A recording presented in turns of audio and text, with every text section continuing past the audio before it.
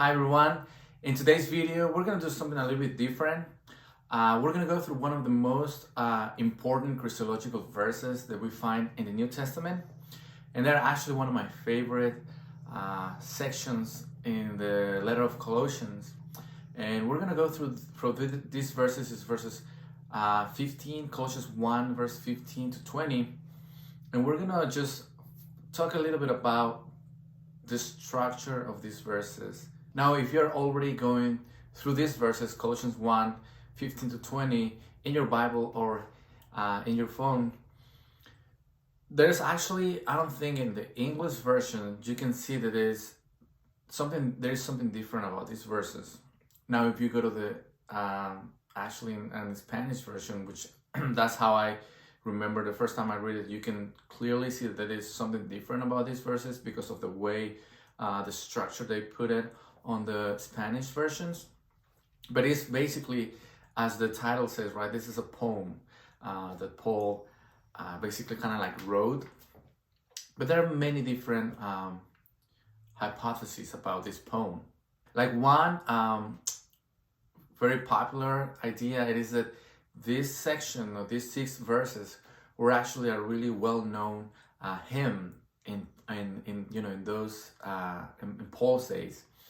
But it's actually there's no proof that there was a hymn and that Paul was just quoting this hymn in this letter, to the letter to the Colossians. So there's no proof about that. But there's more evidence. We can see it just through reading it, that there is a poem. So the poem fits really well. We can see that this poem fits really well the context. And we can see how like Paul brings this poem or writes this poem to take a kind of like a climax. Why is it the Colossians need to be thankful to God? So the structure of this poem can be clearly seen by highlighting the connecting words that introduce each line or groups of lines. So we're going to see that there are 4 sections in this poem, and we're going to see that the outer ones start with who is, and the inner one start with and he. So let's just go and see what I'm talking to you guys in the screen and go through the poem.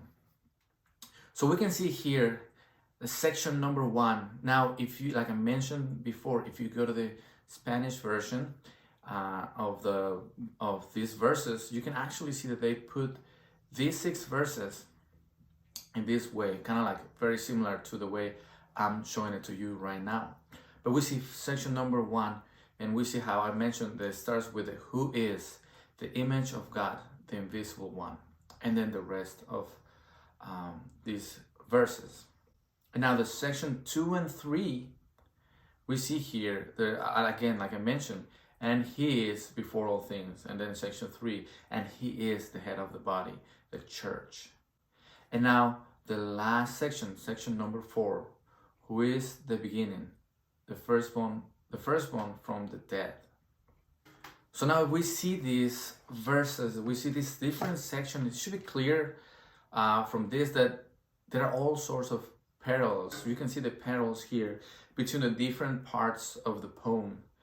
And the first lines of section 1 and 4 belong together. As I kind of like quoted, like I mentioned, right? Who is the image? It says verse 15, and verse 18, which is section 4. Who is the beginning, the firstborn from the dead.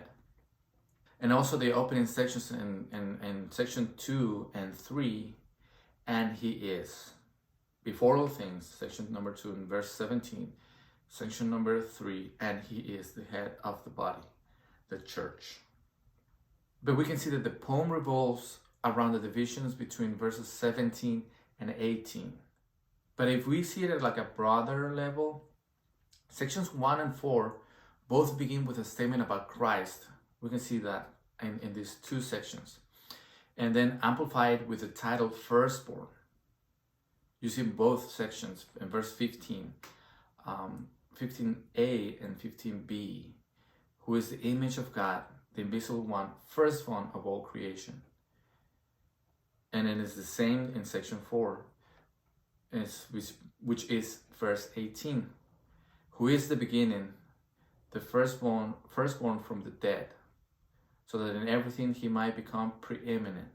So we can see, like I mentioned, the verses, sections 1 and 4 both begin with a statement about Christ, and then amplified with the title firstborn, and then explain it in relation to Christ's position in the created order.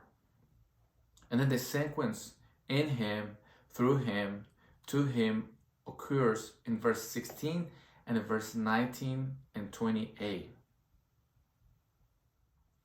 So even though there's no perfect symmetry in this poem that we just saw, we can see that Paul really wanted his readers to stop and think about what he was saying in these 6 verses.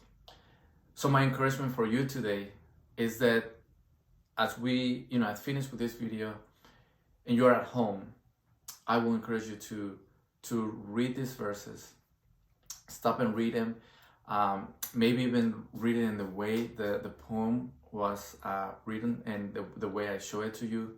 Maybe, make a screenshot or something like that. And then you can meditate about these verses.